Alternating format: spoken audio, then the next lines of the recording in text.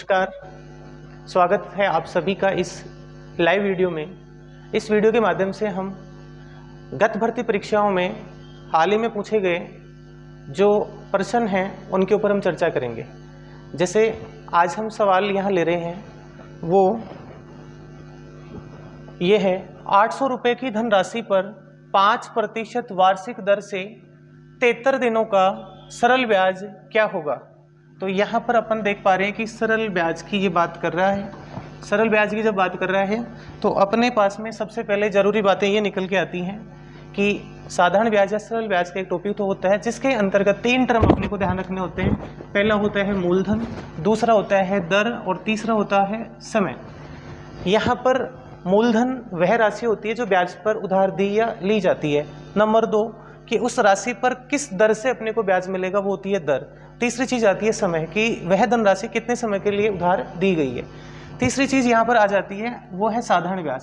साधारण ब्याज अपन कैलकुलेट करेंगे तो तीनों टर्म आपस में मल्टीप्लाई होंगी, मूलधन गुणा दर गुणा समय बटे 100। अब तीनों ही टर्म की अगर बात करेंगे तो आज जो एग्जाम बन रहे हैं उनके अंतर्गत जैसे मूलधन की बात करें तो कोई धनराशि जैसे मान लो 1000 रुपये है,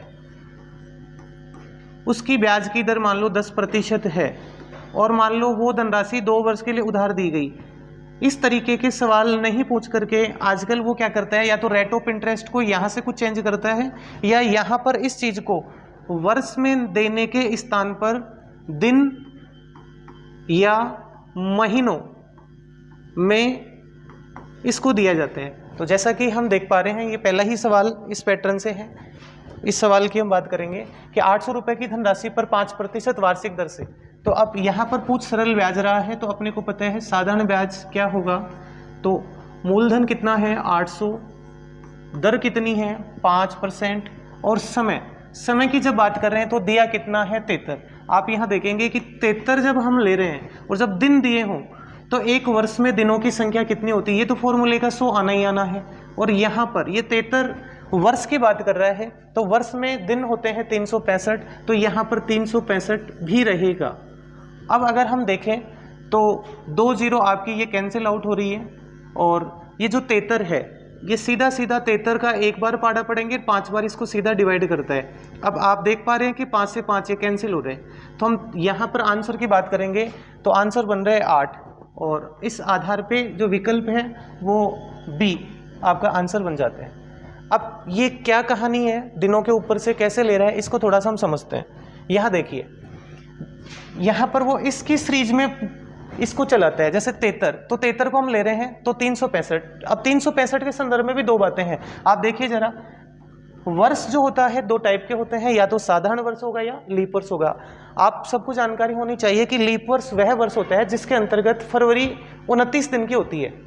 तो जब फरवरी 29 दिन की होती है तो वर्ष में हम दिनों को 366 लेकर के काउंट करते हैं और वर्ष अगर साधारण वर्ष है तो हम यहाँ पर कैलकुलेशन 365 पे करते हैं। तो इस आधार पे जब भी कभी आपको 73 दिन पहुंचे तो आप सीधा 73 को इससे काटेंगे तो फ्रैक्शन कितनी बन जाएगी 1/5। आप ये सीधा इस्तेमाल कर सकते हैं। इसी प्रकार 73 का 2 बार पढ़ेंगे पाड़ा और ये सीधा कट रहा है 5 बार। जब 146 दिन दे रहा हो तो आप यहाँ इसके इस्तेमाल पर कौन सा फ्रैक्शन काम ले सकते हैं 2/5। या इसी की हम अगर थोड़ी और बात करें तो यही चीज आपके सामने जैसे 73 का 2 गुना हो गया था, अब ये 3 गुना हो सकता है। जैसे 3 तिया 9 और 7 तिया 21 और भाग कितने का लगेगा 365 का। अब जब कभी 219 आपके पास टोटल काउंट हो रहे हो और 365 का डिवाइड करेंगे तो ये 73 का पाड़ा 3 बार पढ़ेंगे और यहाँ कितनी बार 5 बार पूरा काट देगा। हो सकता है इसको आगे भी बढ़ा के दे दे, जैसे 4 से मल्टीप्लाई करें तो 4 ती 12, 2 हासिल 1 और यहाँ पे 7 चौक 28 और 1 29 यानी कि 292 और यहाँ पर कितना रहेगा 365। तो आप यहाँ पे जब इस चीज को काटेंगे तो फ्रैक्शन यहाँ पे 73 है वो कितनी बार काटेगा 4 बार और यहाँ पर कितनी बार 5 बार। तो जब भी कोई सवाल ऐसा बन रहा हो 73 दिन या 146 दिन या फिर 219 दिन 292 दिन तो आप उनके स्थान पर सीधा 1/5 2/5 3/5 या 4/5 भी इस्तेमाल कर सकते हैं। अब थोड़ा आगे बढ़ते हैं। नेक्स्ट यहाँ आपके सामने एक सवाल और दिया गया है, ध्यान से पढ़िए। 36,000 रुपये का 7% की दर से 9 माह का। अब जैसा कि मैंने थोड़ी देर पहले आपको समझाया था कि यहाँ पर समय है, यहाँ पे पूरा पूरा फ्रैक्शन वैल्यू नहीं दे करके सीधा दे दिया 9 माह है, यानी ये वर्ष में नहीं होकर के यहाँ पे समय किस में काउंट किया गया है, महीने में। तो इस चीज़ को हम कैसे करेंगे, देखो पूछ क्या रहे, साधारण ब्याज ही। हम जानते हैं कि साधारण ब्याज जो होता है वो निकलता कैसे है, आप सब जानते हैं कि भाई मूलधन गुणा दर गुणा समय, और यहाँ पे भाग कितने का लगेगा भाई, 100 का। ध्यान दो, मूलधन कितना है 36,000, तो हम ऐसे कैसे वैल्यू रखेंगे 36,000, और दर हमारे पास यहाँ दी गई है 7% वार्षिक है, और यहाँ समय के बारे में बात की जा रही है। तो पहले सवाल में हम देख रहे थे कि वहाँ दिनों में था या महीने में है, तो एक वर्ष में यहाँ पर महीने टोटल कितने होते हैं 12, तो 12 में से कितने महीनों का 9, या तो आप यहीं पे इसको हल कर लो, 3 × 9 3 × 12, यानी 3/4 रख लो, या यहीं पे क्या रखो इसको कि भाई यहाँ समय तो कितना बनेगा 9, लेकिन नीचे कितना रहेगा 12, और फॉर्मूले में जो स है वो आपको रखना ही है।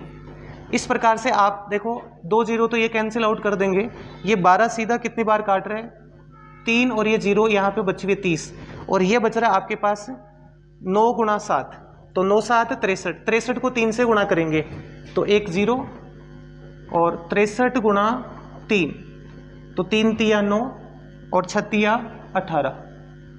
ठीक, इस आधार पे जो ऑप्शन बनेगा वो आंसर आपका ये सी हो जाएगा। चलिए, मुझे उम्मीद है आपको ये चीज़ें समझ में आई होंगी। अब एक सवाल है, आप लोग मुझे इसका आंसर करके कमेंट बॉक्स में करेंगे। सवाल है 1600 रुपये की राशि पर 10% वार्षिक दर से 146 दिनों का, और आपसे पूछा गया है साधारण ब्याज, क्या आंसर बनेगा, उसको आप हल करेंगे। अब मैं आपको ये जानकारी देना चाह रहा हूँ कि हम इन वीडियो लेक्चर्स के अंतर्गत कोशिश करेंगे कि कम समय के अंदर उन टॉपिक्स को रिवीजन कर सकें, तो उस रिवीजन के मकसद से इन टॉपिक्स के ये वीडियोज़ मैं बनाऊंगा, और मुझे उम्मीद है ये चीज़ें आपको समझ में आ रही होंगी।